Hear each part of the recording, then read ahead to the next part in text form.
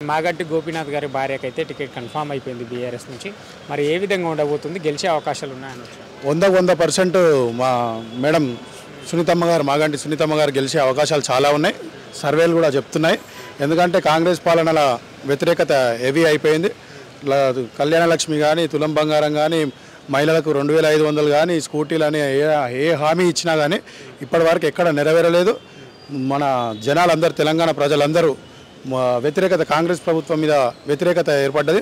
100% జూబ్లీహిల్స్ ఉప ఎన్నికలో మాగంటి సునీతమ్మ గారు విజయం సాధిస్తారని మేము ధీమాగా ఉన్నాం. అంటే మాగంటి గోపీనాథ్ గారు చనిపోవడం బాధాకరమైన విషయం. ఇప్పుడు ఉప ఎన్నిక వచ్చింది. గతంలో ఎమ్మెల్యేగా ఉన్నప్పుడు, టీడీపీ ఎమ్మెల్యే నుంచి బీఆర్ఎస్లో 2 సార్లు ఎమ్మెల్యే ఉన్నప్పుడు ఆ జూబ్లీహిల్స్ నియోజకవర్గం అభివృద్ధి చెందిందా అంటే ఏం చెప్తారు?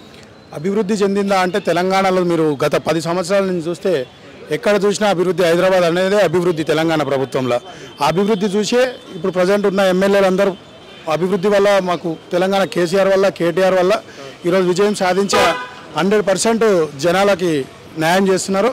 ఇంకా కూడా బై ఎలక్షన్లో మేము విజయం సాధించి ధీమా చేసి ఇప్పుడు రానున్న 10 ఎమ్మెల్యేలు, ఫిరాయింపు ఎమ్మెల్యేలకు కూడా ఈ విజయంతో గుబులు పుడుతుందని అనుకుంటున్నాము. 100% రానున్న ఎలక్షన్లో కూడా ఈ జూబ్లీహిల్స్ ఉప ఎన్నిక విజయం సాధించి వాళ్ళకు కూడా ఇదో గుణపాఠం చెందుతుందని అనుకుంటున్నాం. అంటే రూలింగ్లో కాంగ్రెస్ పార్టీ ఉంది. ఇక జూబ్లీహిల్స్ నియోజకవర్గంలో మైనార్టీ ఓట్లు కీలకం. మరి అధికార పార్టీకి కలిసి వచ్చే అవకాశం ఉందా? ఇక్కడ మరి మాగంటి గోపీనాథ్ భార్యకి బీఆర్ఎస్కి కలిసి వచ్చే అవకాశం ఉందా? ఏం చెప్తారు? ఇప్పుడు మైనార్టీ ఓట్లు అనేది చాలా కీలకం జూబ్లీహిల్స్ ఎన్నికల్లో. కాంగ్రెస్ ప్రభుత్వం మైనార్టీకి చేస్తున్న ఏ హామీ కూడా చేయలేదు. ఇప్పటివరకు వాళ్ళకు శ్మశాన వాటిక కూడా లేదు. మన మాగంటి గోపీనాథ్ అన్న చేసిండు. వాళ్ళ సతీమణి కూడా ఇప్పుడు సునీతమ్మ గారు కూడా 100% మైనార్టీస్కి ఫుల్ సపోర్ట్గా ఉంటుంది. ఆ మైనార్టీస్ అందరూ కూడా టీఆర్ఎస్ వైపు చూస్తున్నారు. మన బీఆర్ఎస్ రాష్ట్ర సమితి సైడ్ 100% విజయం సాధించామని ధీమాగా వ్యక్తం చేస్తున్నాం. అంటే కాంగ్రెస్ పార్టీ నుంచి కూడా చాలామంది టికెట్ ఆశిస్తున్నారు. మరి ఎలా ఉండబోతుంది? మాగంటి గోపీనాథ్ గారు ఎమ్మెల్యేగా ఉన్నప్పుడు వాళ్ళ కార్యకర్తలకే కొంత చేసిండు, వాళ్ళ కార్యకర్తలను చూసుకున్నారు అనే విమర్శ కూడా ఉంది. ఏం చెప్తున్నారు? విమర్శ అనేది అవతల అపోజిషన్ వాళ్ళు ఎవరో ఒకరు చేస్తూనే ఉంటారో అది న్యాయం, కరెక్ట్ కాదు. విమర్శ చేసినప్పుడు నిరూపించాలి. ఏదైతే చేస్తారో విమర్శ అది నిరూపిస్తే కరెక్ట్. 100% వాళ్ళు ఎంతమంది వచ్చినా కానీ, ఇన్ని రోజులు మన అన్న చనిపోతే ఇంతవరకు ఏ ఒక్క కాంగ్రెస్ నాయకుడు కానీ, బీజేపీ నాయకుడు కానీ వచ్చి బస్సులో తిరగలేదు, రాలేదు. ఇప్పుడు ఎలక్షన్ అనగానే అడావిడి అందరూ వచ్చిపోతున్నారు. మళ్ళీ ఎలక్షన్ అయిపోయినాక ఎవరు ఉండరు. మేడం మాగంటి సునీతమ్మ గారే ఉండాలి. మాగంటి సునీతమ్మ గారే సేవ చేస్తారు. మాగంటి సునీతమ్మ గారే విజయం సాధిస్తారు 100%. ఇంకో వ్యతిరేకత కూడా ఉంది. ఇంకోటి కూడా అనిపిస్తుంది.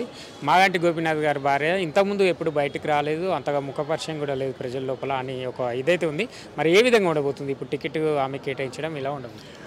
ఆమె రాకపోవడం అనేది, ఇప్పుడు మాగంటి గోపీనాథ్ అని ఉన్నాడు కాబట్టి ఆమెకి ఎప్పుడు బయటకు రావాల్సిన అవసరం లేదు. అన్ననే చేసి చూసుకునేది, అనుచరులు చూసుకునేది. ఇప్పుడు ఏదైతే కేసీఆర్, కేటీఆర్ గారు ఉన్నారో, మా సుధిరెడ్డి గారు ఇన్ఛార్జ్ గారు, మా ఎమ్మెల్యే గారు ఉన్నారో, వాళ్ళ భుజాల మీద వేసుకొని, కార్పొరేటర్ గారు అందరు భుజాల మీద వేసుకొని సునీతమ్మ గారిని గెలిపిస్తారు. మా కేసీఆర్ గారు చేసిన పథకాలు, ప్రతి కేసీఆర్ గారు, కేటీఆర్ గారు ఒక విషయం చెప్తారు. ఊరిలో హనుమంతుని టెంపుల్ లేదనేది మన కేసీఆర్ గారు చేసిన పథకాల్లో ప్రతి ఇంటికి ఏదో ఒక రూపంలో ఒక పథకం చేరేది. అట్లా పథకాలు మేము చేసిన అభివృద్ధి చెప్పుకొని విజయం సాధిస్తామని అనుకుంటున్నాం. అంటే హైదరాబాద్లో అత్యధికంగా బీఆర్ఎస్కి సీట్లు ఉన్నాయి. మరి అది కూడా కలిసి వచ్చే అంశం అనుకోవచ్చా? 100% కలిసి వచ్చే అవకాశం ఎక్కువ. 100% కలిసి వస్తుంది. ఎందుకంటే మా ఎమ్మెల్యేలు అందరూ హైదరాబాద్లోనే ఉన్నారు. హైదరాబాద్ ఎమ్మెల్యేలే కాబట్టి ప్రతి ఒక్కరు వస్తారు, ప్రచారం చేస్తారు. ఈ డోర్ టు డోర్ తిరుగుతాము. అది ఏ రకంగా అనేది మా పెద్దలు దశ నిర్వహించినాక దాని ప్రకారం మేము కూడా ఇంటింటికి వెళ్ళి కాంగ్రెస్ పార్టీ గురించి ఏం చెప్తారు? ప్రభుత్వం ఏర్పడి దాదాపు 2 సంవత్సరాలు అవుతుంది. అభివృద్ధి చేస్తున్నాం, 6 గ్యారెంటీలు అమలు చేస్తున్నాం అని చెప్తుంది కదా, మరి చేయట్లేదంట? 6 గ్యారెంటీలు కాదు, ఒక గ్యారెంటీ కూడా చేయట్లేదు. కాంగ్రెస్ ప్రభుత్వం మీద తీవ్ర వ్యతిరేకత వచ్చింది. ఈరోజు మనం తెలంగాణలో ఎక్కడ చూసినా యూరియా బస్సుల కోసం కొట్లాడుతున్నారు. 4 రోజులు 5 రోజులు వేచి ఉండాల్సి వస్తుంది. చెప్పులు చూస్తున్నాము, ప్రతి చెప్పులు పెట్టి వెళ్తున్నారు. తెలంగాణ వచ్చినాక ఎప్పుడైనా ఇలాంటి పరిస్థితి వచ్చిందా? ఇక కరెంటు విషయానికి వస్తే ఇప్పుడు వర్షాకాలం మా దగ్గరనే పోతూనే ఉంది, గంటలు తరబడి. ఏ రకంగా కూడా జనాలకు లాభం లేదు కాంగ్రెస్ ప్రభుత్వంతో.